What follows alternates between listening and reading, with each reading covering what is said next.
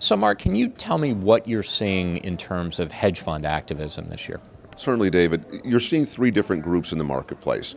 Your traditional governance activists, declassifying the board, majority voting, council of institutional investors, and the jury's out a bit, I think, in the long run on whether those are good or bad for stockholder value in the long run.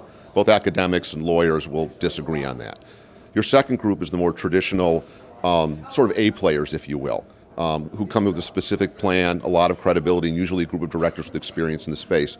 Carl Icahn, Pershing Capital, relational investors, for example. And they've had some significant success, Motorola Mobility being a good example over the past year and a half. The third group tends to be the smaller hedge funds that really prey on the mid and small cap companies.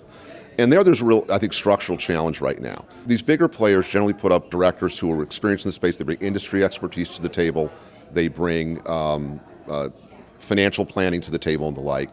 The smaller cap funds tend to put up an analyst or principal of the small cap fund who really aren't necessarily going to add anything to the boardroom. It's really an agency relationship where they're trying to simply affect whatever agenda that fund has. What you're also finding is ISS, at least historically, and Chris will tell you is changing this now, has recommended directors pretty much based on the track record of the company rather than looking at the underlying directors themselves. And I think that's unfortunate for everybody. I think companies where a bona fide director is put up, even with a different agenda, are much more likely to be receptive. I have one example right now where a client was approached in the winter over a new director and a threat of a contest over a proposal or an entire slate.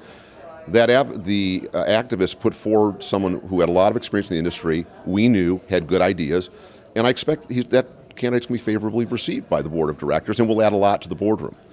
In contrast, I'm in another situation right now where the activist has basically put up the principal and one of his analysts.